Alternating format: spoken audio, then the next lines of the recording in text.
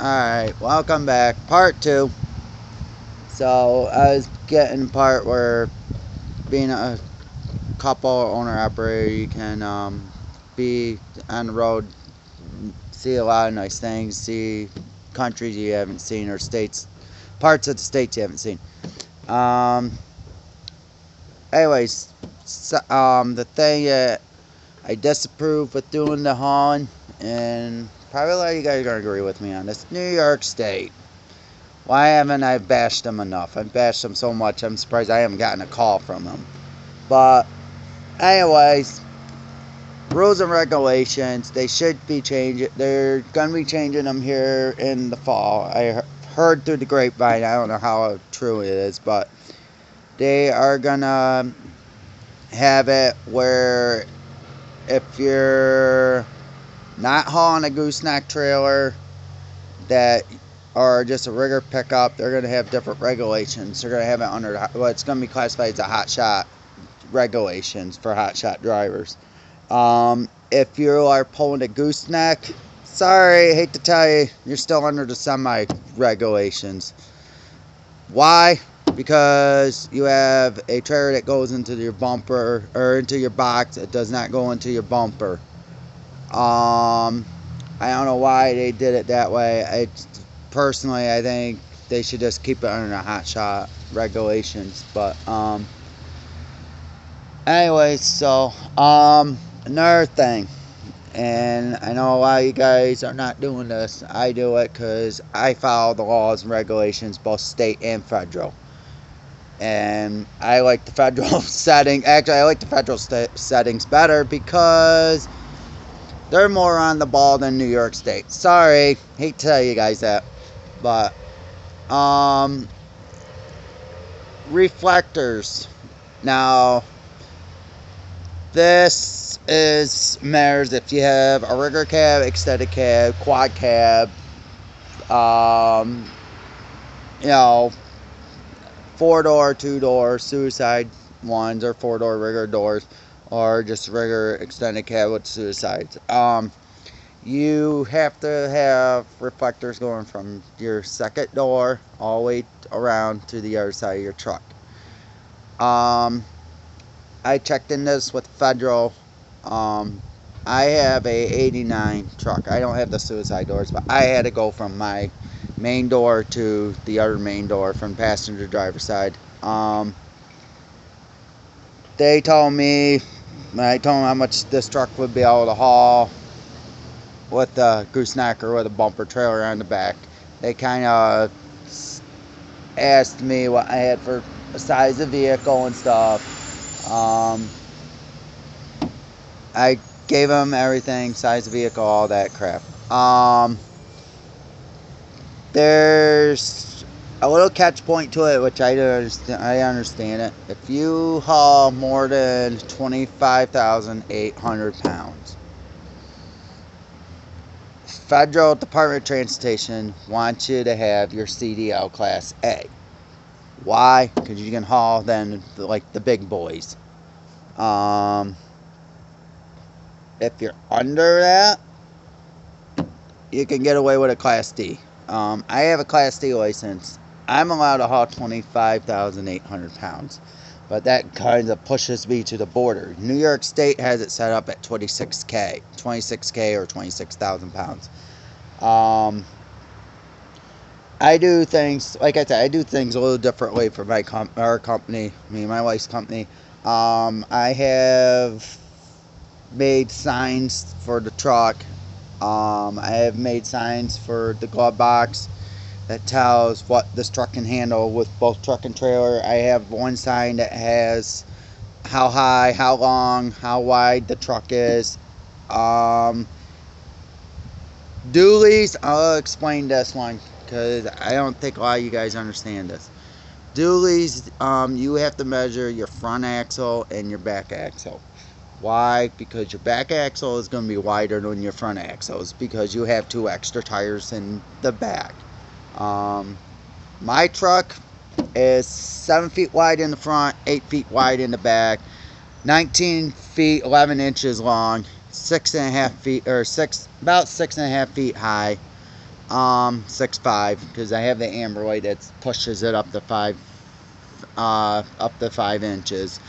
My truck without the side rails can haul 2 cubic yards. Trucks with the side rails can haul 5 to 6 cubic yards. My truck numbers, and this is up to the company or yourself. I'm going to show you mine. I did it a little differently, but I did the gear of the vehicle, which is the 89, the truck unit, which is T01, and I put the slashing to separate the year and the vehicle number. A lot of companies do that. A lot of the big companies do that because they have multiple vehicles, multiple rigs, so they need to know the gear and stuff. DOT wise with me, they told me when I had the Ford Diesel, I didn't do it at the time. I was gonna do it, and then I bankrupted and lost everything. You guys already understood all that.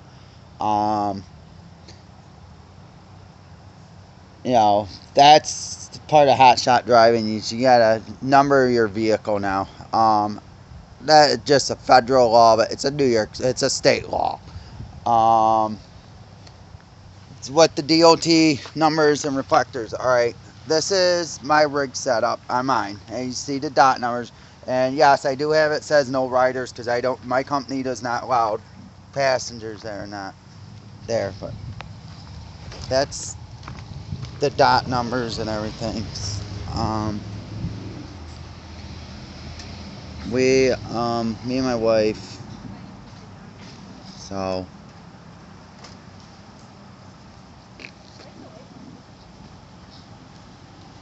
but anyways, me and my wife, that's the way I did it. I did reflector the front bumper too. This is optional. You do not need the reflector your front part of your vehicle.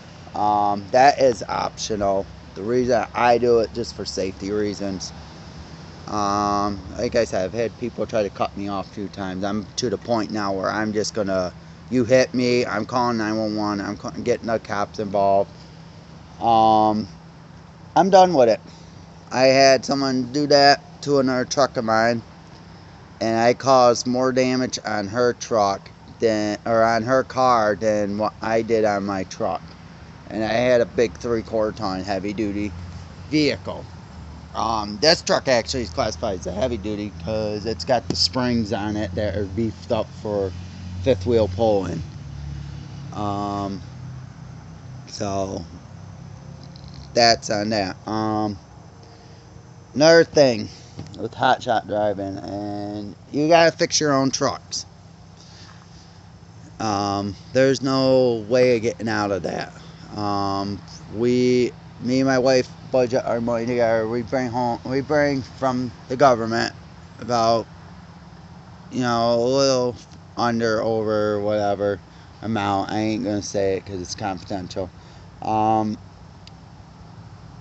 We bring enough money where we can have this truck work done every month if I wanted to. I don't.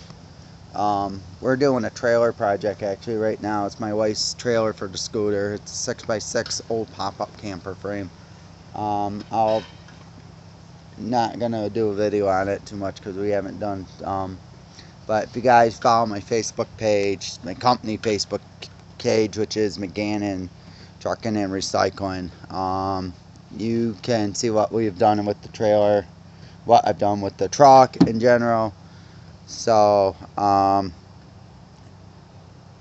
you guys need to use your heads out there. Haulers, and I'm going to nail a few of them, and I don't care if you like me or not, because we're all competition. Cover your damn loads. I'm sick of seeing shit all over the highway. I'm seeing shit, tired of seeing garbage all over the city area. New York State, bluntly what they told me is they're going to start checking everything. They're even pushing on covering for scrap metal, covering your loads. If you properly don't do it right, you're going to get a ticket. End of story. If you don't have the proper things for it, like straps, amber lights, you don't have your truck registered properly for weight, you are going to get a ticket. My truck, like I said, my truck's licensed for $12,000 with the truck alone. It's 6,000 pounds empty with my equipment in it. Give or take, whatever. Like I said, I can pull a 12,000, 14,000 pound trailer. 12,000 pounds actually. It's what it's supposed to be pulled, but I can get away with a 14K. I just won't be able to load it 14,000 pounds. So, you know, whatever. Thing that I disapprove with hotshot driving is if a big company knows you do it for a living, they're not going to look at the small haulers. I don't know why. I'm not too thrilled with it myself. When I was doing used ship hauls, which I used to do that all last year until I bankrupt, a lot of companies won't even look at you. Either because you don't have the insurance for it, or you don't have the insurance for it, or you don't have the proper credentials, which is business insurance. A lot of companies are doing that. They want their company haulers, transporters, whatever, insured. Me, right now, financially, we can't do it. Maybe next year, I am thinking about putting it in because we are going to start doing more of it next year. Another thing, too, when I get on the top of my head, companies are cutthroat in other companies. Really? If you're just doing a load to make gas money on it, more power to you. I've gotten to the point where people have cutthroat me and we don't do nothing.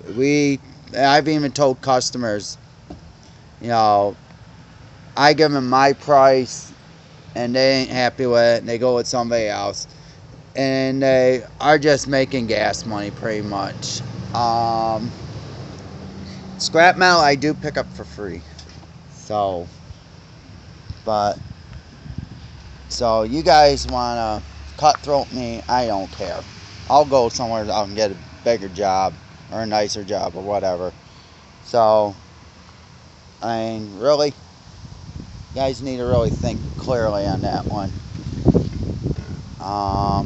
But anyway, so this is part 2 of that video. I was going to do it all in one, but my mom called. Sorry, but anyways, you know how to get a hold of me. Facebook, Twitter. You can comment, rate. You can subscribe to me if you want to, if you like my videos. If you don't, you watch them. You can still put a thumbs down or thumbs up. You don't have to subscribe. But anyways, catch you all later.